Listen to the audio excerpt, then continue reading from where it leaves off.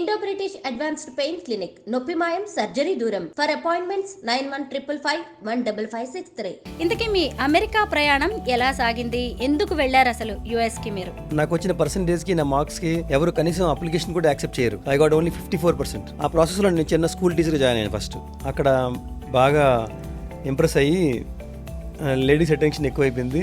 ఇలా ladies attention ఎక్కువ ఉంటే నువ్వు ఇక్కడ పిల్లలు పాడైపోతారు, నువ్వు పాడైపోతావు, నువ్వు వేరే ఉద్యోగం చూసుకోను ఆయన అని వాలంటరీగా వెళ్ళిపోమని చెప్పారు. ప్లేన్ కొనాలి అంటే అసలు ఆలోచన ఎలా వచ్చింది? ప్లేన్ రెంట్ చాలా ఎక్కువ అనిపించింది. సో ఇది నేను రెంట్ తగ్గించుకోవాలంటే ఏం చేయాలంటే నువ్వు కొనుక్కో అన్నాడు. సో నేను కొనుక్కోమంటున్నావేంటి, నేను రెంటే భరించలేనంటే కొనుక్కోమంటున్నావేంటి అన్నాను నేను. అలా కాదు,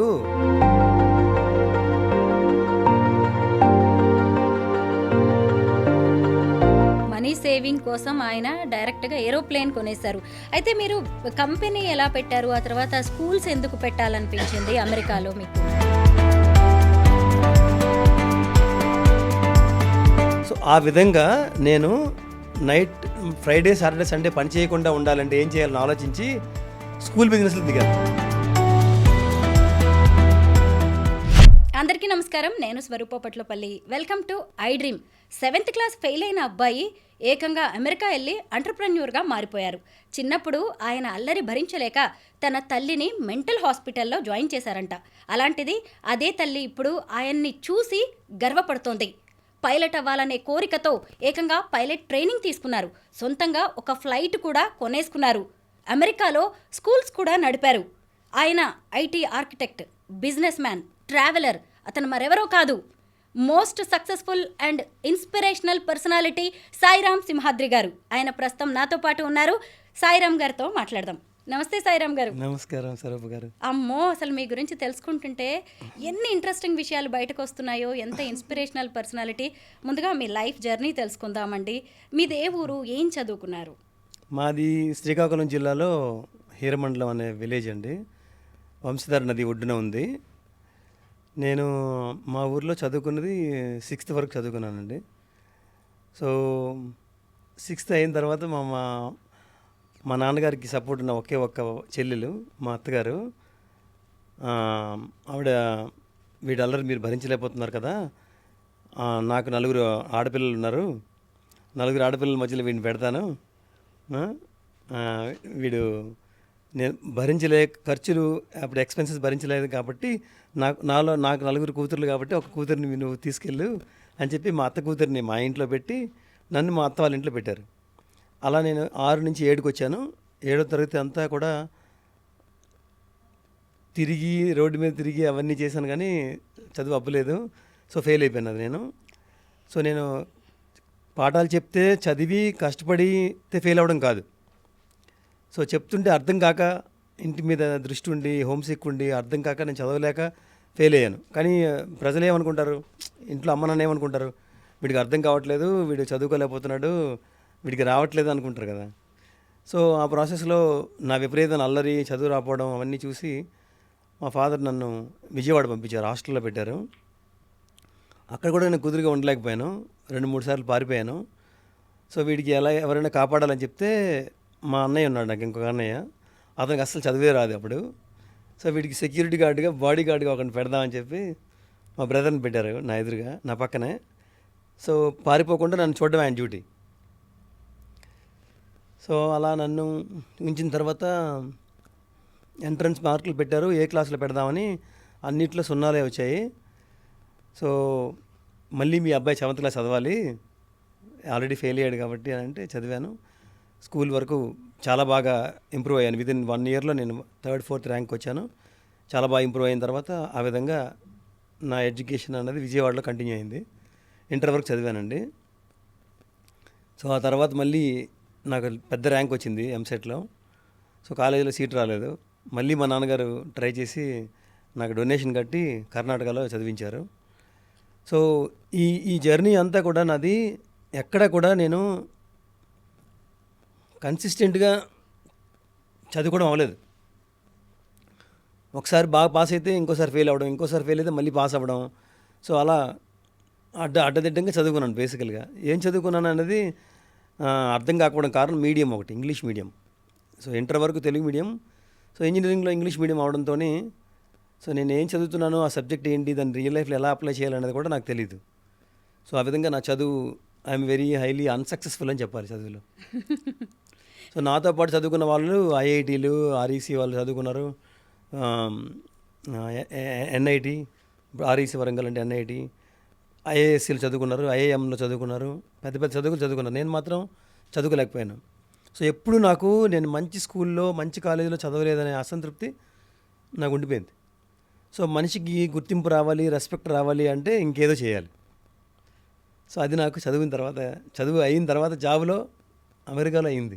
సాయిరామ్ గారి గురించి నేను ఇప్పుడే ఒక విషయం చెప్పాలి. ఆయన ఏదన్నా కోరుకుంటే అది చేసే వరకు వదిలిపెట్టరు. ఆయనకి ఇప్పుడు సినిమాల్లో నటించాలని, సినిమాలు తీయాలని కోరిక. దాని గురించే ఇప్పుడు ఇండియాకి వచ్చారు. అందులో భాగంగానే నేను ఇంటర్వ్యూకి పిలవగానే వచ్చినందుకు ముందుగా థ్యాంక్స్ అండి. ఇంతకీ మీ అమెరికా ప్రయాణం ఎలా సాగింది? ఎందుకు వెళ్ళారు అసలు యుఎస్కి మీరు? ఇండియాలో చాలా ట్రై చేశానండి జాబు. నాకు వచ్చిన పర్సంటేజ్కి, నా మార్క్స్కి ఎవరు కనీసం అప్లికేషన్ కూడా యాక్సెప్ట్ చేయరు. ఐ గాట్ ఓన్లీ 54% ఇంజనీరింగ్లో. సో తెలుగు మీడియం నుంచి ఇంగ్లీష్ మీడియంకి వస్తే యాక్సెప్ట్ చేయరు, అప్లికేషన్ కూడా యాక్సెప్ట్ చేయరు. ఆ ప్రాసెస్లో నేను చిన్న స్కూల్ టీచర్గా జాయిన్ అయ్యాను. ఫస్ట్ స్కూల్ టీచర్గా జాయిన్ అవ్వడం వల్ల ఏమవుతుందంటే చిన్నప్పుడు పాఠాలన్నీ మళ్ళీ నేర్చుకుంటాం. తర్వాత ఇంటర్ వాళ్ళకి చెప్పడం, ఇంజనీరింగ్ వాళ్ళకి చెప్పడం, డిగ్రీ వాళ్ళకి చెప్పడం, ఎంబీఏ వాళ్ళకి చెప్పడం. ఆ ప్రాసెస్లో నేను చదివిందంతా మళ్ళీ 3 చదవాల్సి వచ్చింది. సో నాకు నాలెడ్జ్ వచ్చింది బాగా. వచ్చిన తర్వాత నువ్వు బాగా మాట్లాడుతున్నావు, బాగా టీచింగ్ చేస్తున్నావు, మా పిల్లలకు బాగా మోటివేట్ చేస్తున్నావు, కాబట్టి నువ్వు టీచింగ్ వైపు ఉంటే బాగుంటుందని అంటే ఫుల్ టైం టీచర్గా ఉమెన్స్ కాలేజ్లో జాయిన్ అయ్యా. హైదరాబాద్లో, ఖైరతాబాద్ చింతల బస్తీలో ఉంది Shadan women's college. So Shadan కాలేజ్లో నేను జాయిన్ అయిన తర్వాత అక్కడ బాగా ఇంప్రెస్ అయ్యి లేడీస్ అటెన్షన్ ఎక్కువైపోయింది. సో అక్కడ ఇలా లేడీస్ అటెన్షన్ ఎక్కువ ఉంటే నువ్వు ఇక్కడ పిల్లలు పాడైపోతారు, నువ్వు పాడైపోతావు, నువ్వు వేరే ఉద్యోగం చూసుకోను ఆయన అని నన్ను నామంటే నేనే రిటైర్ వాలంటరీగా వెళ్ళిపోమని చెప్పారు. చాలా డిప్రెస్ అయిపోయాను నేను. ఇదేంటి ఇలా అయింది, ఇంత బాగా చెప్తున్నాను లెసన్స్ అయినా అవ్వట్లేదంటని.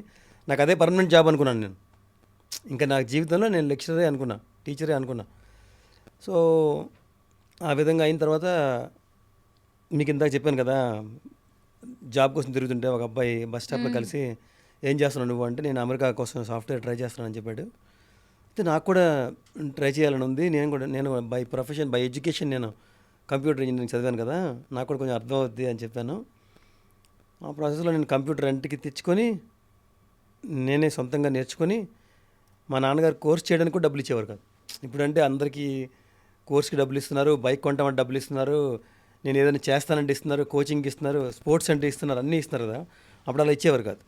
నువ్వు జీవితంలో సక్సెస్ అవ్వాలి అంటే ఒకటే మార్గం, చదువుకోవాలి. నువ్వు క్రికెటర్ అవ్వలేవు, ఛాంపియన్ అవ్వలేవు, బ్యాడ్మింటన్ అవ్వలేవు, నువ్వు ఒక యాక్టర్ అవ్వలేవు, నువ్వు ఒక రాజకీయ నాయకుడు అవ్వలేవు, నువ్వు ఏది అవ్వలేవు. చదివితే చదవాలి, లేదంటే నువ్వు పనికిరాని లెక్క. సో కాఫీ హోటల్లో కప్పులు కడుక్కోవడానికి కూడా నువ్వు పని చేయవని రోజు అనేవారు. సో ఆ భయంతో కష్టపడి నేర్చుకున్నాను ఆ కోర్స్ అంతని. నేర్చుకున్న తర్వాత అప్పుడు చాలా కష్టం, ఫోన్ ఉండదు కదా, కాంటాక్ట్ చేయడం, మెయిల్లో రావాలి, అది మెయిల్ పంపిస్తాడు, అన్నీ కష్టం కదా. So owners phone, public telephone, owners telephone వాడి నేను ఫ్యాక్స్లో అమెరికా పంపించాను రెజ్యూమ్స్. సో ఆ విధంగా నాకు America job first time job direct రావడమే జాబ్, అమెరికాలో జాబ్ వచ్చింది. బట్ నాకు ఎక్స్పీరియన్స్ లేదని ఆ జాబ్ కూడా పోయింది. సో ఆ తర్వాత మా నాన్నగారు మెడికల్ షాప్లో, మా నాన్నగారికి ఫార్మసీ ఉంది, ఆ ఫార్మసీలో పనిచేసే ఒక వ్యక్తి సత్యం కంప్యూటర్స్లో అకౌంటెంట్గా చేస్తున్నారు, వాళ్ళ బ్రదర్. ఏమో ట్రై చేద్దామని నా రెజ్యూమ్ని ఊరికే ఇచ్చారు. నేను అప్పటికి ఎలా ఉన్నాను, విపరీతంగా ఒక పొలాన్ని రైతు విపరీతంగా దున్నేసి, గట్లేసి, విత్తనాలు వేసి, దానికి కావాల్సినటువంటి ఎరువు వేసి, అన్నీ వేసి జస్ట్ వర్షం చుక్క కోసం ఎదురు చూస్తున్న వ్యక్తిలాగా విపరీతంగా కష్టపడి ఉన్నా. ఎవరైనా నన్ను ముట్టుకుంటే జాబ్ వచ్చేస్తుంది. సో నేను చెప్పేది ఏంటంటే ఈ పాయింట్లో, ఎవరైనా కష్టపడి నాకు అవకాశం కావాలి అనుకునే వాళ్ళు అవకాశం వచ్చిన వెంటనే, తలుపు తట్టిన వెంటనే దాన్ని అందిపుచ్చుకునే శక్తి నీలో రెడీగా ఉండాలి. నీకు 6 months తర్వాత వస్తానండి, లేకపోతే నేను 1 year తర్వాత వస్తానండి అని అంటే, ఇప్పుడు మీరే రమ్మన్నారు, నేను ఇప్పుడు రానండి 1 year తర్వాత వస్తానంటే మీకు ఇంట్రెస్ట్ ఉంటుందా? అవకాశం కూడా ఉండకపోవచ్చు.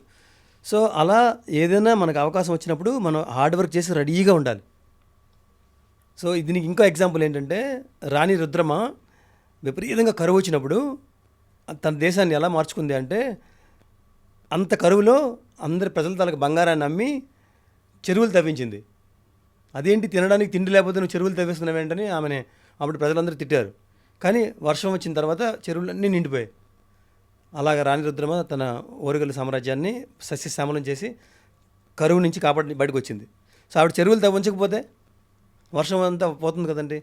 సో మనిషి కూడా ఒక రైతు కానీ ఒక ఎంప్లాయీ కానీ చిన్నపిల్లలు కానీ ఎంత కష్టపడాలో ఎంత నేర్చుకోవాలో అంత విపరీతంగా నేర్చుకుని రెడీగా ఉండాలి. ఎవరు ఎప్పుడు అవకాశం ఇస్తారో తెలియదు మనకి. అలా నాకు వచ్చిన అవకాశం సత్యం కంప్యూటర్స్లో జాబ్. అది అయితే నా ఆ సెకండ్ జాబ్ ఫేజ్ ఆఫ్ నుంచి మై లైఫ్. ఆ జాబ్ తర్వాత మళ్ళీ మీరే ఒక కంపెనీ పెట్టేశారా, ఐటీ కంపెనీ? అమెరికాకి వెళ్ళిన వెంటనే ఎవరైనా ఏం చూస్తారు, నాకు రూమ్ ఎక్కడ, నాకు తిండి ఎక్కడ, నాకు ఫ్రెండ్స్ ఎక్కడ అని చూస్తారు కదా. నేను వెళ్ళిన 3 monthsకి కంపెనీ ఒక ఆయనతో పార్ట్నర్షిప్ అయ్యి ఐటీ కంపెనీ పెట్టాను 3 monthsలో. సో ఫస్ట్ మనం వెళ్ళి ఏం చేస్తాం, ఒక 2-3 years వరకు నాకు రూమ్ ఎక్కడ, నాకు ఇల్లు ఎక్కడ, నేను ఎలా, నా ఎస్టాబ్లిష్మెంట్ ఎంత, నా జాబ్ ఏంటి, నేను పెళ్ళి ఎప్పుడు చేసుకోవాలి, అలా ఆలోచిస్తారు కదా. సో నేను ఎప్పుడు కూడా నన్ను ఎవరు తీసుకొచ్చారు, వాడికి ఎంత డబ్బులు వస్తున్నాయి, ఓహో నాకు ఇంత డబ్బులు వస్తుంటే నాకు కొంచెమే ఇస్తున్నాడా, అంత డబ్బులు మిగులుతుందా, ఆంటర్ప్రెన్యూర్గా ఆలోచించేవాడిని.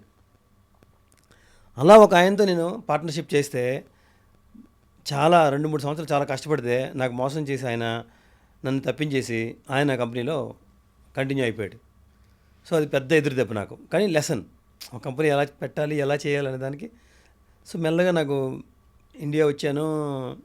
మా ఊర్లో అప్పట్లో పేపర్లో ఫోటో వేసేవారు, అమెరికా నుంచి వస్తున్నాడు స్వదేశీ గమనం అది ఇదని. మా మామయ్య గారు చూశారు, మా అమ్మాయిని చూడు అంటే వెళ్ళాను. పెళ్ళి అయిపోయింది, షార్ట్ కట్ చేస్తే పెళ్ళి అయిపోయింది. మీ ఇద్దరం కలిసి అమెరికా వచ్చాం, మా ఆవిడ నేను. వచ్చి ప్రతిరోజు ఈవినింగ్ జాబ్ అయిన తర్వాత ఏదో ఒకటి ఎక్స్ట్రా వర్క్ చేసేవాళ్ళం, ఎవరు చేయరేలాగా. సో ఒక మనిషి ఒక స్టేజ్కి వచ్చిన తర్వాత ఒక చిన్న పాయింట్, నేను ఇప్పుడు ఫస్ట్ నాకు ఇండియాలో జాబ్ రావడమే సక్సెస్ కదా, నేను రెస్ట్ తీసుకోలేకపోయాను, నేను ఎలా ఎంజాయ్ కూడా చేయలేకపోయాను. జాబ్ వచ్చిందని పార్టీ కూడా ఇవ్వలేకపోయావాడిని. నీకు జాబ్ వచ్చింది కదరా సెలబ్రేట్ చేసుకోవేంటి అని మా ఫ్రెండ్ అలిగాడు నా మీద, నాకు పార్టీ ఇవ్వేంటని. సో నాకు భయం, వచ్చిన జాబ్ పోతుందేమో, పోతే మళ్ళీ వీళ్ళే అందరూ అవమానిస్తారేమో, నిలబెట్టుకోలేదని అంటారేమోనని. సో దాని తర్వాత ఇంకో మెట్టు ఎక్కాలి, దాని తర్వాత ఇంకో మెట్టు ఎక్కాలి, మెట్టుకు ఎక్కుతూనే ఉండాలి. ఆగితే పడిపోతాం, ఫెయిల్ అయిపోతాం, మనకంటే ముందుకు వెళ్ళిపోతారు అందరూ. ఎస్, ర్యాట్ రేస్ లాగా ఉండేది నా మైండ్. ఎక్కువ సక్సెస్ని 20s వరకు చూడండి వాళ్ళందరూ, 20 తర్వాత విపరీతంగా సక్సెస్ చూస్తారు. చూసినా దాన్ని తట్టుకునే శక్తి ఉంటుంది, దాన్ని సెలబ్రేట్ చేసుకోలేరు. సెలబ్రేట్ చేసుకుంటే ఏమవుతుందనే భయం ఏంటంటే నాకు, మనిషి గర్వం వస్తుందని భయం. అందరూ మెచ్చుకుంటారు, గర్వం వచ్చేస్తుంది. నాకు సొంతంగా లోపల గర్వం ఉంటుంది, దాన్ని ఎక్కువ మల్టిఫ్లోడ్ చేస్తారు చుట్టుపక్కల ఉన్న వాళ్ళు. అబ్బాయి ఏంట్రా నీకు సత్యంలో జాబ్ వచ్చేసిందా, నీకు తిరుగులేదురా, ఇంక నీ లైఫ్ తిరుగులేదు, నువ్వు సెట్, నువ్వు రిలాక్స్ అయిపో, నువ్వు ఎంజాయ్ చేయి అంటారు. ఎవడైనా అలాగే అంటాడు. నేను సత్యంలో జాబ్ చేస్తూ 5 o'clock తర్వాత ట్యూషన్స్ చెప్పేవాడిని.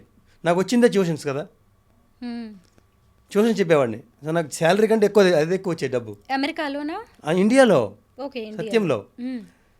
సో నేను అక్కడి నుంచి ట్యూషన్ చెప్తుంటే నా ట్యూషన్లో వచ్చే ఒక పెద్ద ఆయన నా ట్యూషన్ తరగతి క్యాపబిలిటీస్ చూసి, నువ్వు ఇక్కడ ఉన్నావేంటి, అమెరికా వెళ్ళాలని నాకు అమెరికా ఎంకరేజ్ చేస్తే నేను అమెరికా వెళ్ళాను. ఆ విధంగా నేను అమెరికా వెళ్ళాను. సో అమెరికాలో కూడా ఈ జాబు, ఈ అతను పార్ట్నర్షిప్ అంత మోసం చేసిన తర్వాత చాలా కష్టమైంది. గ్రీన్ కార్డ్ రావాలి, అప్పుడు వీసా ఇష్యూస్ ఉంటాయి, గ్రీన్ కార్డ్ రావాలి, గ్రీన్ కార్డ్ ఉంటే కానీ నువ్వు ఎంప్లాయర్ని వదలలేవు. సో ఇలా చాలా ఉంటాయి. సో వీటన్నిటికీ ఏంటంటే ఒక విపరీతమైన సంకల్పం. నేను మా ఊర్లో కానీ, నాతో పాటు చదువుకున్న వాళ్ళ దగ్గర కానీ, మా చుట్టాల దగ్గర కానీ, సాయి చాలా చాలా కష్టపడి పైకి వచ్చాడని అనిపించుకోవాలని ఒక సంకల్పం, విపరీతమైన సంకల్పం. నా సంకల్పంలో ఎలాంటివి ఉండేవంటే, ఎప్పటికైనా నేను పైలట్ అవ్వాలని. అసలు నేను చేస్తున్న జాబ్కి నా చదువుకి అసలు రిలేషన్షిప్ ఉందా? స్కూల్కి వెళ్ళా, ఫ్లైట్ స్కూల్కి వెళ్తే, ఇది గంటకి ఎంత అవుతుంది బాబు అని చెప్పాడు. ఇలా 15,000 20,000. చాలా కష్టం ఇది, ఎన్ని గంటలు నేర్చుకోవాలి, నేను లైఫ్ అంతా ఇలాగే నేర్చుకోవాలా. డబ్బు సమస్య కాకుండా ఇంట్లో వెళ్ళొద్దు అంటారు. ఇంట్లో మీరు ఏదైనా చేస్తాము అంటే, మీకు ఎప్పుడైనా ఎవరైనా ఏదైనా చేస్తాను అంటే వద్దు అనేవాళ్ళు ఎక్కువ మంది ఉంటారు, అసలు వెళ్ళు అనేవాళ్ళు ఎవరు ఉండరు. ఒకవేళ వెళ్ళు అన్నారనుకోండి అప్పుడు మనకి మోటివేషన్ ఉండదు. మీరు కావాలంటే ట్రై చేయండి. ఎస్. మా బాబుని అదేవురా ఇదేవురా నువ్వు క్రికెట్ ఆడరా అన్న వాడికి మోటివేషన్ ఉండదు. కానీ వెళ్తానన్న వాడికి చేయరు. చూసారా, ఇప్పుడు మా పిల్లల్ని నేను ఎంత చేస్తున్నా అవ్వట్లేదు వాళ్ళు. నేను మోటివేట్ అయ్యాను, నేను ముందుకెళ్తాను అంటే వద్దంటారు. సో అలా నేను వద్దన్నా కానీ జాబ్ మానేసి ఫ్లయింగ్ స్కూల్కి వెళ్ళి పైలట్ ట్రైనింగ్ తీసుకొని పైలట్ లైసెన్స్ నాకు 2016లో వచ్చింది. అంటే నాకు లైసెన్స్ వచ్చి 8 years అయింది.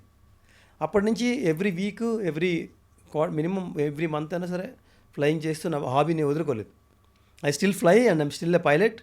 బట్ నేను చెయ్యింది ఏంటి అంటే కమర్షియల్ పైలట్ అయ్యి ప్యాసింజర్స్ని తీసుకెళ్ళలేను. దానికి ఇంకా చాలా ఎక్కువ కష్టపడాలి, రేటింగ్స్ ఉంటాయి, ఇంకా ఎక్స్పెన్స్ ఉంటాయి. మా ఇంట్లో కూడా ఎంకరేజ్ చేయలేదు నాకు. సో అది చాలా స్ట్రెస్ఫుల్ జాబ్. ఇదనుకోండి మనం ఎప్పుడు కానప్పుడు విమానం వెళ్ళొచ్చు, మనకి ఇష్టం ల్యాండ్ చేయొచ్చు, ఎక్కడికైనా సరదాగా తిరగవచ్చు, ఫ్రెండ్స్తో వెళ్ళొచ్చు. స్ట్రెస్ ఫ్రీ జాబ్ ఇది. బట్ చాలా కేర్ఫుల్గా ఉండాలి, చాలా జాగ్రత్తగా ఉండాలి. ప్లేన్ అంటే ఇట్స్ వెరీ వెరీ డేంజరస్. చిన్న మిస్టేక్ చేసిన సరే ఇంకా దానికి రికవరీ. ప్లేన్ కొనాలి అంటే అసలు ఆ ఆలోచన ఎలా వచ్చింది? కరెక్ట్. ఆలోచన ఎలా వచ్చిందంటే ప్లేన్ రెంట్ చాలా ఎక్కువ అనిపించింది. సో ఇది నేను రెంట్ తగ్గించుకోవాలంటే ఏం చేయాలంటే నువ్వు కొనుక్కో అన్నాడు. సో నేను కొనుక్కోమంటున్నావేంటి, నేను రెంటే భరించలేనంటే కొనుక్కోమంటున్నావేంటి అన్నాను నేను. అలా కాదు, నువ్వు కొనుక్కుంటే నీకు 20 years లోన్ ఇస్తాడు. నీ 20 years లోన్లో నెలకి ఎంత పేమెంట్ కడుతున్నావు? ఫర్ ఎగ్జాంపుల్ ఒక 2 లక్షలు కడుతున్నావు అనుకో ఫర్ ఎగ్జాంపుల్. సో నువ్వు నెలలో ఒక 10 hours ఫ్లై చేసావు అనుకో, అది కూడా 2 లక్షలే. సో 2 లక్షలు రెంట్ పోగొట్టుకుంటావా? 2 లక్షలు పెట్టి నువ్వు మంత్లీ మార్ట్గేజ్ పెట్టి ప్లేన్ కొనుక్కొని నువ్వు ఎగురుతావు. నువ్వు ఎగరడం కాకుండా ఎవరికైనా రెంట్కి ఇస్తే నీ డబ్బులు కూడా వస్తాయి. ఓ నైస్. నేను రెంట్ కూడా ఇస్తా. సో నేను ఎగరని టైంలో నాకు ఇన్స్ట్రక్టర్ ఉంటారు కదా, మీరే నేర్చుకుంటున్నారు అనుకోండి. సో నేను ఫ్లై చేయట్లేదంటే Sai can I rent to Swaroopa, ఆవిడకి ఇంట్రెస్ట్ ఉందంట, ఆమెకి ప్లేన్ లేదు, can I use your plane అంటాడు. సో నాకు రెంట్ డబ్బులు ఇస్తాడు, మీరు ఫ్లై చేస్తారు. సో ఎందుకు కొనాను అంటే మీరు చెప్తున్నది అహంకారంతోనో నా దగ్గర డబ్బు ఉందనో నేను కొనుక్కోవాలనో నేను నిరూపించుకోవాలనుకున్నా కొనలేదు. మనీ సేవింగ్ కోసం కొన్నాను. Very nice. మనీ సేవింగ్ కోసం ఆయన డైరెక్ట్గా ఏరోప్లేన్ కొనేశారు. అయితే మీరు కంపెనీ ఎలా పెట్టారు? ఆ తర్వాత స్కూల్స్ ఎందుకు పెట్టాలనిపించింది అమెరికాలో మీకు? నేను చేస్తున్న ఐటీ జాబ్ అండి. ఐటీ జాబ్లో విపరీతమైన స్ట్రెస్ ఉంటుంది. స్ట్రెస్లో మనిషికి ఆరోగ్యం పోతుంది. ఫస్ట్ జుట్టు ఊడిపోతుంది, తర్వాత కళ్ళు దెబ్బతింటాయి, బాడీ లాంగ్వేజ్ బాడీ పోస్చరు ఇలా ఎప్పుడు కూర్చొని కొట్టాలి కదా. సో మెంటల్గా చాలా స్ట్రెస్ ఉంటుంది, ఫిజికల్గా స్ట్రెస్ ఉంటుంది. నాకు 2 AM కాల్ వచ్చేది ఐటీలో. నీకు 2 కాదు కదా 3 కాదు కదా, నువ్వు ఎలాంటి పరిస్థితుల్లో ఉన్నా సరే ఫోన్ ఎత్తాలి. నేను చేసే జాబ్ అలాంటిది. సో ఈ స్ట్రెస్ అంతా చూసి దీనిలోంచి బయటపడాలంటే ఏం చేయాలి? సో మనం సొంతంగా కంపెనీ పెట్టుకోవాలి, లేదంటే బిజినెస్ పెట్టుకోవాలని చెప్పి రెస్టారెంట్ పెట్టాం. ఫుడ్ కదా చేయగలం కదా అని. మావిడ నేను చాలా కష్టపడ్డాం, చాలా కష్టమైంది, చాలా బరువు తగ్గిపోయింది. మావిడ హెల్త్ ఇంప్రూవ్ అయింది, ఎందుకంటే బరువు తగ్గిపోతాం కదా. 1 yearలో మూసాం అది. అంటే 1-2 yearsలో భరించలేకపోయాం, స్ట్రెస్ భరించలేకపోయాం. రెస్టారెంట్ బిజినెస్లో అండి మండే టు ఫ్రైడే బిజీ ఉండరు, ఫ్రైడే సాటర్డే సండే బిజీ ఉంటారు. సో నీకు పర్సనల్ టైం ఉంటే ఉండదు. సో మనిషికి necessity is a mother of invention అనే ఒక సామెత ఉంది. అంటే నీకు ఏది కావాలో, నీకు ఏది అవసరమో ఆ విధంగా నువ్వు కనిపెట్టుకుంటావు. మీరు చాలా బద్దగస్తులు అనుకోండి ఫర్ ఎగ్జాంపుల్, మీరు రోజు మీ చెరువుకి వెళ్ళి మీ ఇంటి దగ్గరలో ఉన్న చెరువు లేదా నీళ్ళు దగ్గరికి వెళ్ళి నీళ్ళు తేలారనుకోండి, మీ బద్ధకం. అందరు తెచ్చుకుంటున్నారు, మీకు నీళ్ళు కావాలి, మీరు ఆలోచిస్తారు పడుకొని. ఏం ఆలోచిస్తారు? ఆ చెరువు దగ్గర నీళ్ళు నాకు ఇంటికి రావాలి, నేను వెళ్ళకూడదు. ఎలా వస్తాయి నీళ్ళు? మీరు పైప్ వేసుకోవాలి, పైప్ వేసుకుని మోటార్ పెట్టుకుంటే వస్తాయి కదా. సో మీరు ఆ విధంగా ఆలోచిస్తారు. కానీ అలా ఆలోచన లేని వాళ్ళు, మీరు ఆలోచిస్తే గూగుల్లో చేయండి, most creative people are lazy also. మరి క్రియేటివిటీ ఎలా వస్తుంది? నాకు అవసరము, నాకు కావాలి అనుకుంటే క్రియేటివిటీ వస్తుంది కదా. సో ఆ విధంగా నేను నైట్ ఫ్రైడే సాటర్డే సండే పని చేయకుండా ఉండాలంటే ఏం చేయాలని ఆలోచించి స్కూల్ బిజినెస్లో దిగాను. స్కూల్ బిజినెస్ ఎప్పుడు కూడా Friday 4 o'clock done. Monday Tuesday Wednesday Thursday ఫ్రైడేనే ఉంటుంది, సాటర్డే సండే ఉండదు కదా. అలా ఆలోచించాము, ఏం బిజినెస్ కొనాలని ఆలోచించాము. నాలాగే 2 couples ఒక 25 years రన్ చేస్తున్న స్కూల్ని, 150 మంది కిడ్స్ ఉన్నారు దాంట్లో, చిన్న పిల్లలందరూ, చంటి పిల్లల స్కూల్ అది, డే కేర్ ప్లే కేర్. ఉంటే నేను వెళ్ళాను. నేను చాలా బోల్డ్. ఇప్పుడు నాకు ఏదైనా కొనాలనిపించింది అనుకోండి, అది అమ్ముతారో లేదో చూడకుండా అడుగుతాను వెళ్ళి. వాళ్ళకి ఆలోచన లేకపోయినా నేను కొంటాను, అమ్ముతారని అమ్ముతారా? అడుగుతాను. ఆ. మాకు ఇంట్రెస్ట్ లేదంటే ఓకే, ఉమ్, మీకు ఇంట్రెస్ట్ ఉందంటే ఎంతకు అమ్ముతారు, ఎన్ని అంత డబ్బు ఉందని అడిగారు అనుకోండి, నా దగ్గర డబ్బు ఉందా లేదా తర్వాత మా ఫ్రెండ్కి ఉండొచ్చు కదా, నాకు తెలిసిన వాళ్ళకి ఉండొచ్చు కదా, మీరు అమ్ముతారా అని అడిగి ఆ ప్రాసెస్లో మీరు నమ్మరు, మా ఆవిడ కూడా నమ్మలేదు. నా జర్నీలో మా ఆవిడ ఉంది కాబట్టి చెప్తున్నా. ఎప్పుడు కూడా నేను కొన్నివన్నీ కూడా నేను అడిగి కొన్నాను, అమ్ముతారా అని. అమ్ముతారని అడిగి కొన్నా. ఈ స్కూల్ని లిస్టింగ్ లేకుండా మా పిల్లల కోసం వెళ్ళినప్పుడు నేను అడిగా వెళ్ళి, స్కూల్ అమ్ముతారా అని. ఎందుకు అమ్మను అన్నాడు, ప్రైస్ చెప్పాడు. బ్యాంక్కి వెళ్ళాం, అన్ని రకాలుగా డబ్బులు సమకూర్చాము, రిటైర్మెంట్లోంచి కూడా డబ్బు తీసేసాము, చాలా రిస్క్ చేసి బ్యాంకులో కొంచెం డబ్బు ఇచ్చాడు, మిగతా డబ్బు అంతా మేమే పెట్టుకుని ఆ స్కూల్ కొన్నాం. స్కూల్ కొన్న వెంటనే దానికి రెంట్ చాలా ఎక్కువ. ఇందాక చెప్పిన ప్లేన్ ఎగ్జాంపుల్ లాగే, ప్లేన్ రెంట్ ఎక్కువైతే ఏం చేశాను, కొనేశారు. సో స్కూల్ రెంట్ ఎక్కువైతే ఏం చేయాలి, కొనేయాలి. సో వాడికి వెళ్ళి అడిగాను, ఇది చాలా పెద్ద ప్రాపర్టీ, ఇన్ని 2 ఎకరాల్లో ఉంది, ఈ ప్రాపర్టీ నేను కొనాలి అంటే ఏం చేయాలి, ఎంత ఉంటుందని మార్కెట్లో రీసెర్చ్ చేసి ఆయన దగ్గరికి వెళ్ళి అడిగాను, నేను కొంటానని. మొన్నే కదా స్కూల్ కొన్నావు, నువ్వు ప్రాపర్టీ కూడా కొంటానంటున్నావు అన్నాడు. నేను కొంటాను, నీకెందుకు అని అడిగి ఆయన ఎంత కొంటాడో తెలుసుకొని, అమెరికాలో ఒక ఆర్గనైజేషన్ ఉంది, రిటైర్ అయిన చార్టెడ్ అకౌంటెంట్లు అందరూ కలిసి స్కోర్ అనే ఆర్గనైజేషన్ పెట్టారు. స్కోర్ దాని పేరు, అమెరికాలో ఉంది అది. వాళ్ళు ఏం చేస్తారు, ఎవరికైనా నాలాంటి వాళ్ళకి ఒక పెద్ద బిజినెస్ పెద్దదేదైనా నీ డ్రీమ్కి మించింది, మీ డ్రీమ్కి మించింది కొనాలి. మనతో ఇలా ఉన్నాం కదా, ఇప్పుడు ఇక్కడ ఆలోచిస్తున్నాం, ఎక్కడికో వెళ్ళాం మనం, హోటల్గా రెస్టారెంట్కి బాగా నచ్చింది, ఈ రెస్టారెంట్ కొనాలనే థాట్ రావడమే గ్రేట్ నీకు. తర్వాత ఓనర్ దగ్గరికి వెళ్ళి నువ్వు అమ్ముతామని అడగాలి. అలాంటి వాళ్ళని ఈ స్కోర్ అనే ఆర్గనైజేషన్ కూర్చోబెట్టి నువ్వు ఏదైతే కొనాలనుకుంటున్నావో చెప్తే వాళ్ళు చక్కగా అన్ని రకాల క్యాలిక్యులేషన్స్ చేసి నీకు ఎంత లోన్ ఇస్తుందో గవర్నమెంట్ చేసి, ఎక్కడి నుంచి లోన్ గవర్నమెంట్ ఇస్తుందో చెప్పి, ఏ రూల్ ప్రకారం ఇస్తుందో చెప్పి నిన్ను ప్రిపేర్ చేసి నువ్వు ఎంత కొంటే బెటర్ చెప్తాడు. ఓకే, ఇవన్నీ నీ జీవితకాలం అనుభవం సరిపోవు. సో నేను వెళ్ళాను వాళ్ళ దగ్గరికి, స్కోర్ దాని పేరు, మీరు గూగుల్ చేయండి, score in America, score organization in America. వాళ్ళు అన్నీ క్యాలిక్యులేట్ చేసి చెప్పారు, ఇది నువ్వు కొనొచ్చు అని చెప్పారు. నేను వెళ్ళి ఎక్కడైతే లోన్ వస్తుందో స్మాల్ బిజినెస్ అడ్మినిస్ట్రేషన్ అనే ఒక కంపెనీ, ఆ గవర్నమెంట్ ఆర్గనైజేషన్ ఉంది, అంటే చిన్న బిజినెస్లకి వాళ్ళు ఇస్తారు, వాళ్ళ దగ్గరికి వెళ్తే లోన్ అప్లై చేస్తే మళ్ళీ నా రిటైర్మెంట్ ఫండ్ నా దగ్గర ఉన్న డబ్బులన్నీ సమకూర్చి, అప్పటికి ఆల్రెడీ ఒక 8 months స్కూల్ నడిచింది మాది. సో ఆ డబ్బులు కూడా ఉన్నాయి, నేను వర్క్ చేస్తున్నాను. ప్లస్ అంతకుముందు ఇంకో కమర్షియల్ ప్రాపర్టీ కొన్నాను, అది కూడా స్కూలే. సో అలా అన్ని రకాల డబ్బులన్నీ దాచుకొని ఎక్కువ ఖర్చు పెట్టకుండా, చెప్తున్నాను కదా, మనం మన ఒక రేంజ్కి, ఒక కంఫర్ట్ జోన్కి వచ్చినంత వరకు, మనం అనుకుని సాధించినంత వరకు ఎక్కువ డబ్బు ఖర్చు చేయకూడదు. డబ్బు అనేది విత్తనాలు లాంటిది, విత్తనాలు ఎవరు తినేయకూడదు. విత్తనాలు ఏం చేయాలి, నాటితే మొక్కలు వస్తాయి, మొక్కలు చెట్లు అవుతాయి, చెట్లు అరణ్యాలు అవుతాయి, అరణ్యం అంతా అయినప్పుడు నువ్వు తిను. సో నా డబ్బుని ఎప్పటికప్పుడు ఎంజాయ్ చేయట్లేదు ఏంటి, ఖర్చు పెట్టట్లేదు ఏంటి, ఎంత సంపాదిస్తాడో అని అడుగుతారు friends. Why are you not taking rest, why are you so tirelessly working hard, what is your goal, నువ్వేం చేయాలనుకుంటున్నావు. ఏ ఫ్రెండ్ అని నాకు ఫోన్ చేస్తాడా, ఫోన్ చేసి సాయి నెక్స్ట్ ఏంటని అడుగుతాడు. అంటే వాడి మైండ్ అలా అయిపోయింది, సాయి ఎప్పుడు ఏదో ఒకటి చేస్తూనే ఉంటాడు.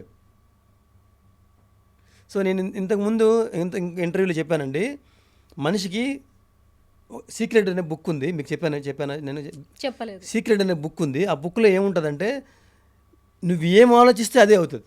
Your thoughts becomes actions. ఈ ప్రపంచంలో నాకు అంత ఆస్తి కావాలనుకున్నావు అనుకో, అది నీకు అవుతుంది. కానీ అదే పనిలో ఉండాలి, అదే ఆలోచిస్తూ ఉండాలి. నువ్వు డౌట్ పడి నేను పేదవాడిని అయిపోతానేమో అనుకున్నావు అనుకోండి, పేదవాడు అయిపోతారు.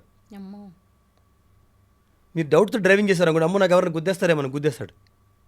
నాకెవరు గుద్దేరు, నేను బాగా వెళ్తాను, క్షేమంగా ఇంటికి వెళ్తాను అనే పాజిటివ్ స్పిరిట్తో వెళ్ళాలి. నేను కంపల్సరీగా వెళ్తాను అనుకుంటే వెళ్తారు. మీ మైండ్ అలా పనిచేస్తుంది ఆ టైంకి. సో ఈ సీక్రెట్ అనే బుక్లో నేను నేర్చుకున్నది ఏంటి అంటే, యువర్ థాట్స్ బికమ్స్ యాక్షన్స్. నువ్వేదనుకుంటే అది అవుతుంది. మనిషి మైండ్ అనేది ఒక మ్యాగ్నెట్ లాంటిది, యూనివర్స్ అనేది ఒక ఇంకా పెద్ద మ్యాగ్నెట్. మన మైండ్ ఈ యూనివర్స్ అనే మ్యాగ్నెట్ని ఆకర్షిస్తుంది, మనకు తెలియదు అది. దాన్ని యూనివర్సల్ సపోర్ట్ అంటారు. సో ఈ మేనిఫెస్టేషను ఎవరైతే చేస్తారో యూనివర్స్ వాళ్ళకి సపోర్ట్ చేస్తుంది. నేను అవుతాను, నేను చేస్తాను, నేను అవుతాను, నేను చేస్తాను, రోజు అదే పనిలో ఉండాలి. ఆ ప్రాసెస్లోనే నేను ఇవన్నీ కొనుక్కున్నాను, అవన్నీ చేశాను. సో ఇప్పుడు ప్రపంచంలో ప్రస్తుతం పరిస్థితుల్లో మీరు హైలైట్ చేస్తున్నవన్నీ కూడా సక్సెస్ కాదు యాక్చువల్గా. నేను అనుకున్నవి ఎస్ మీ నేను కోరికల్ని అనుకున్నవి మీరు నిజం తీర్చుకున్నాను అంతే చేసుకున్నారు. తప్ప మీరు అంటున్నారు సక్సెస్ అని. నా మటు నాకు సక్సెస్ అవ్వలేదు ఇంకా. నేను I still want to become something, I still want to make a film, or I still want to become an actor, I want applause, I want ఎక్కువ మంది మాస్లో నేను ఎక్కువ ఏదో అవ్వాలి, గుర్తింపు రావాలి నాకు. సరిపోలేదు నాకు అది. సో ప్రజల దృష్టిలో, నా చుట్టుపక్కల ఉన్న దృష్టిలో, మా ఆవిడ దృష్టిలో నేను చాలా సక్సెస్ఫుల్. ఎందుకు? ఎవరికైతే ఏవేవైతే లేవో అది నా దగ్గర ఉన్నాయి. మీ దగ్గర లేనిది మీరు కావాలనుకున్నది నా దగ్గర ఉంది కదా. ఇప్పుడు మీరు నేను అనుకున్నవన్నీ కూడా మెటీరియలే కదా. మీరు చెప్పినవన్నీ మెటీరియలే. డబ్బు నాకున్న, లేదా మోటార్ సైకిల్ అన్నారో, లేకపోతే ఎయిర్ప్లేన్ అన్నారో, లేదా ఏదైతే అన్నారో అవన్నీ కూడా మెటీరియల్. నువ్వు ఎంత సాధించినా తృప్తి ఉండదు దాంట్లో, ఇంకా కావాలి. సో మన మనసుకి తృప్తి అయింది చేయాలి. నేను తృప్తి వేరు, నాకు కావాలి అనుకొని సాధించడం వేరు. నాకు కావాలనుకున్నవి తెచ్చుకున్నాను నేను, రైట్? అది నేను సక్సెస్ అనుకోవట్లేదు, బట్ సొసైటీ అనుకుంటుంది అట్లా. ఇప్పుడు మీరు ఏం చేస్తున్నారు సింహాద్రి గారు? ప్రస్తుతానికి నేను జాబ్ ఏం చేయట్లేదండి. 2-3 ఏళ్ళింది అసలు జాబే చేయట్లేదు. I'm just trying to spend time with my mother and father. So మా ఊరు వచ్చి మా అమ్మ నాన్న కోసం మంచి ఇల్లు కట్టాను. ఎప్పటి నుంచో అంటున్నారు. ఆ ఇల్లు కట్టి, ఆ ఇల్లు తాలూకా బాధ్యతలు నిన్న తీసుకొని అమెరికా నుంచి ఆర్కిటెక్ట్ని హైర్ చేసి ఇక్కడే ఫోన్లో రోజు టైం స్పెండ్ చేసి 1 year 2 years టైం తీసుకొని ఇల్లు కట్టించాను. సో ఈ 1 year 2 yearsలో ఏం చేశానంటే అమ్మ నాన్న కోసం ఇల్లు కట్టాను, అమ్మ నాన్నతో టైం స్పెండ్ చేస్తున్నాను, ట్రావెల్ చేస్తున్నాను, నన్ను సినిమా తీయగలను లేదా ప్లాన్ చేసుకుంటున్నాను. మీరు ఒక క్యారవాన్లో కూడా ఎప్పుడు ట్రావెల్ చేస్తూ ఉంటారు కదా, ఇప్పటికే 1000 మైళ్ళు 40,000 మైళ్ళు వెళ్ళానంటే ఇంచుమించు 65,000 కిలోమీటర్లు తిరిగాను. ఎందుకు అంటే తిరిగానంటే నాకు 10 years బ్యాక్ ఒక రియలైజేషన్ వచ్చింది. మనకి ఉన్నది 2500 సండేస్. 2500 సండేస్ అంటే తెలుసా మీకు? లేదండి. తెలీదా? ఓకే. సంవత్సరానికి ఎన్ని ఆదివారాలు? 50. 52 కాదు, 50 అనుకుందాం. సంవత్సరానికి 50 ఆదివారాలు అయితే 10 సంవత్సరాలకి ఎన్ని? 500. ఓకే. 20 సంవత్సరాలకి ఎన్ని? 1000. 30 సంవత్సరాలకి ఎన్ని? 1500. 40 సంవత్సరాలకి ఎన్ని? 2000. 50 సంవత్సరాలకి ఎన్ని? 2500. 2500 ఆదివారాలు నీకు ఉన్నాయి.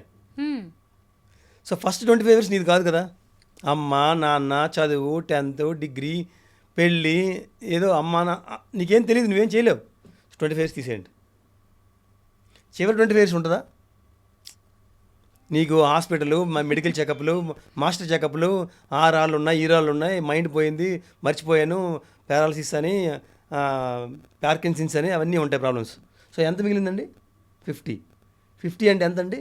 2500 సండేస్. సో మనందరికీ ఉన్నది ఎంత?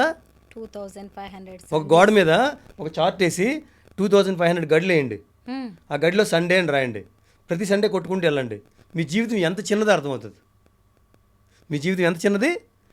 After all your 2500 Sundays value. నువ్వు ఏం చేయాలనుకున్నా అప్పుడే. కానీ ఆ టైంలో భగవంతుడు మనకున్న కల్చర్ని బట్టి ఏం చేశాడు? కరెక్ట్గా పెళ్లి చేస్తారు ఆ టైంకి. ఎందుకంటే నువ్వు అనుకున్నవన్నీ సాధించేయాలి కదా. సాధించకుండా ఉండాలంటే ఏం చేయాలి? పెళ్లి చేయాలి. పెళ్ళి అయితే ఏమవుతుంది? భార్యని చూసుకోవాలి, అదొక గోల్. భార్య వస్తే ఏమవుతుంది? ఇద్దరు పిల్లలు వస్తారు, పిల్లల్ని చూడాలి, వాళ్ళని చదివించాలి, వాళ్ళు చదివించిన తర్వాత వాళ్ళు ఇంకా బాగుపడాలి. సో నేను బాగుండాలి, నా వాళ్ళు బాగుండాలి, నేను చనిపోయిన తర్వాత కూడా నా వాళ్ళు బాగుండాలి. కానీ మీరు పెళ్లి చేసుకుని ఇవన్నీ సాధించారు కదా సాయిరామ్ గారు. నాకు తెలుసు కాబట్టి సాధించానండి. ఇలా ఆలోచించాను కాబట్టి సాధించాను. నేను ఇలా సాధించానని తట్టుకోలేని వాళ్ళు ఉన్నారు. వీడి పెళ్ళి అయితే మనిషి సగం చచ్చిపోవాలి, ఆరోగ్యం పాడైపోవాలి, మనిషిలో మొహంలో చిరునవ్వు పోవాలి, డ్యాన్స్ వేయకూడదు, ట్రావెల్ చేయకూడదు, అందరిని చూసి ఏడవాలి. వీడేంటి నవ్వుతున్నాడు, వీడేంటి ఆనందంగా ఉన్నాడు, వీడేంటి ఆపోజిట్లో వెళ్తున్నాడు అందరికీ. ఒక పెళ్లి కానోడు ఏమేం చేస్తాడు, అన్ని పెళ్ళి అయిన తర్వాత ఎలా చేస్తున్నాడు అని అనిపించుకోవాలి. నలుగురికి ఇన్స్పిరేషన్ అవ్వాలి. నన్ను చూసి ఎంతోమంది ఇన్స్పైర్ అయ్యారు. ఏమీ లేదు, వాళ్ళ ఇన్స్పిరేషన్ ఏంటంటే ఓకే నేను హ్యాపీగా ఉండాలి. ఏం చేయాలనుకుంటున్నారు? నేను హ్యాపీగా ఉండాలి. ఇప్పుడు నేను హ్యాపీగా ఉండను అనుకున్న వాడికి మీరు ఎన్ని అయినా చేయండి. డబ్బు ఇవ్వండి, బట్టలు ఇవ్వండి, బంగారం ఇవ్వండి, ఉద్యోగం ఇవ్వండి, అధికారం ఇవ్వండి, అన్నీ చేయండి, వాడు హ్యాపీగా ఉండలేడు. మీ ఇంటి పక్కనే ఒక వ్యక్తి ఉంటాడు, రోజు రిక్షా తొక్కుతుంటాడు. వాడు ఎప్పుడు చాలా ఆనందంగా చక్కగా రిక్షా తొక్కుతాడు, వస్తాడు, హ్యాపీగా భార్యతో ఉంటాడు, వేడి అన్నం తింటాడు, వేడి నీళ్ళు పోసుకుంటాడు, చక్కగా హాయి పడుకుంటాడు. సో హ్యాపీనెస్ అనేది చాయిస్. హ్యాపీగా ఉండాలనుకునే వాళ్ళని ఎవరు దుఃఖంగా చేయలేరు, దుఃఖపడుతూ ఉండే వాళ్ళని ఎవరు, ఒక సామెత ఉంది కదా, అదృష్టవంతుని ఎవడు చెరపలేడు, దరిద్రుని ఎవడు బాగు చేయలేడని. అలాగే సంతోషంగా ఉండే వాళ్ళని ఎవరు విచారంగా చేయలేరు, విచారంగా ఉండే వాళ్ళని సంతోషంగా ఎవరు చేయలేరు. ఇప్పుడు నెక్స్ట్ మీ గోల్ ఏంటండి? సినిమా తీయాలి అనుకుంటున్నారు, అవుతుందో తెలియదు. ఎంతవరకు వచ్చింది? ఇదే గోల్. నేను సినిమా తీయాలన్న గోల్ నాకు చిన్నప్పుడే ఉంది. ఇప్పుడు ఎందుకు చేయకూడదు అంటే ఏ కృష్ణనగర్లో ఉండేవాడిని, రైట్. ఎప్పుడు ఈ బస్సు వస్తుంది, ఆ బస్సులో ఎవరో ఏజెంట్ ఉంటాడు, వాళ్ళందరితో పాటు నువ్వు స్టూడియోకి వెళ్ళాలి. రవితేజాలు అందరూ ఎలాగెళ్ళిన వాళ్ళే కదా. సో అలా వెళ్తూ అన్ని త్యాగాలు చేసి అదొక్కడే నమ్ముకొని వెళ్ళారు. కాబట్టి they deserve more success in film. నేను ఏది త్యాగం చేయలేదు. నేనేం త్యాగం చేశానండి సినిమా కోసం? నా టైం వదులుకున్నానా? అమెరికాలో ఉన్నాను నేను, నాకు కావాల్సినవన్నీ చేసుకున్నాను. నేను ఇన్ని చేసిన తర్వాత నేను సినిమా తీయాలనుకుంటున్నాను కదా, నేను తీయలేకపోయినా పర్లేదు. Because I did not sacrifice anything, right? I'm right? కానీ అలా అని చెప్పి నేను ఎందుకు తీయకూడదు? ట్రై చేయాలి కదా నేను. బట్ సేఫ్ కదా నేను. ఇప్పుడు నేను అప్పుడు సినిమాలో నేను దూరుంటే ఇవేమీ అవ్వవు. సో ఇప్పుడు నేను ఎందుకు చేయాలనుకుంటున్నానంటే చిన్నప్పుడు డ్రీమ్ అలా ఉండిపోయింది. ఎక్కువ మంది అంటున్నారు కూడా, నువ్వు చక్కగా యాక్టివ్గా ఉంటావు, ఎనర్జెటిక్గా ఉంటావు, డైలాగులు చెప్తున్నావు, డ్యాన్స్లు వేస్తున్నావు, చూడడానికి బాగున్నావు, హెల్తీగా ఉన్నావు, యంగ్గా ఉన్నావు, నువ్వు ఎందుకు చేయకూడదు? 1, 2, 3 ఏమో చూద్దాం అని అంటున్నారు. కాబట్టి ట్రై చేద్దాం అనిపించింది. కానీ మా ఇంట్లో ఒప్పుకోవట్లేదు. రీసెంట్గా ఒప్పుకున్నారు. సో ఆ ధైర్యం ఎక్కువ వచ్చింది. ఇంట్లో ఒప్పుకున్నారు, కొంచెమైనా ఎంకరేజ్ చేస్తున్నారు. మా ఫాదర్ ఒప్పుకున్నారు, మా మదర్ ఒప్పుకుంది, మా వైఫ్ కూడా ఇంచుమించు ఒప్పుకున్నారు. సో ఫ్రెండ్స్ అంటే ఎక్కువ ఎంకరేజ్ చేస్తున్నారు. అందుకని చేయాలనిపిస్తుంది. మీ హ్యాపీనెస్ని, మీ సక్సెస్ని చూసి జెలస్ అయ్యే వాళ్ళు కూడా చాలామంది ఉంటారు. ఆ నెగిటివిటీని మీరు ఎలా ఎదుర్కొంటారు? దాన్ని పాజిటివ్గా ఎలా మార్చుకుంటారు? అయితే ఇంత యంగ్ అండ్ ఎనర్జెటిక్గా ఎలా ఉంటారు? ఎందుకంటే మీ సక్సెస్గా మీ సీక్రెట్ కూడా అదే అయ్యి ఉంటుందని నేను అనుకుంటున్నాను. అందుకే అది చెప్పేయాల్సిందే ఇవాళ మీరు. ఫస్ట్ ఆఫ్ ఆల్ అండి, మనకి భగవంతుడు మన అమ్మ నాన్న కదా, వాళ్ళు మనకి జీన్స్ ఇస్తారు. దాన్ని మనం చక్కగా కాపాడుకుంటూ మనం కూడా ఒక క్రమశిక్షణలో బతికితే హెల్త్ని కాపాడుకోవచ్చు. సో నేను ఎప్పటికప్పుడు నా హెల్త్ పాడవుతున్న వెంటనే ఫిక్స్ చేసుకుంటాను. ఎక్కువ కాలం డిలే చేయకూడదు. నాకు ఎసిడిటీ వచ్చింది అనుకోండి, దాన్ని తొందరగా ఫిక్స్ చేయాలి. లేకపోతే నాకు అవుట్ ఆఫ్ షేప్ అవుతున్నాం అనుకోండి, వెంటనే ఫిక్స్ చేయాలి. మీరు వెయిట్ పెరుగుతున్నారు అనుకోండి, వెంటనే ఫిక్స్ చేయాలి. మీకు ఏదైనా మీకు తెలిసిపోతుంది. మీ బాడీ అది ఒక వెహికల్ లాంటిదండి. మీ వెహికల్ ఏదైనా ప్రాబ్లం ఉంటే మీ కారు మీద మాట్లాడుతుంది. మీరు వినలేదనుకోండి, కారు పాడైపోద్ది. మీ బాడీ కూడా మీ వెహికల్ లాంటిదే, అది చెప్తే మీరు వినాలి. ఆ విధంగా నేను మా అమ్మ నాన్న నాకు మంచి ఆరోగ్యం, హెల్త్, ఎనర్జీ ఇచ్చారు కాబట్టి దాన్ని కాపాడుకుంటూ వచ్చాను. నా ప్రయత్నం కూడా ఉంది. ఆ విధంగా నేను సంతోషంగా, హ్యాపీగా ఉన్నాను. థ్యాంక్ యూ సాయిరామ్ గారు. ఇంత విల్ పవర్ ఉన్న మిమ్మల్ని మీ సక్సెస్ని ఆపడం ఎవరి తరం కాదు. మీరు అనుకున్నవన్నీ సాధిస్తారు. త్వరలోనే మీ కోరికలన్నీ తీర్చుకుంటారని మేము అనుకుంటున్నాం. థ్యాంక్ యూ సో మచ్ అండి. నో ప్రాబ్లం అండి. Thank you.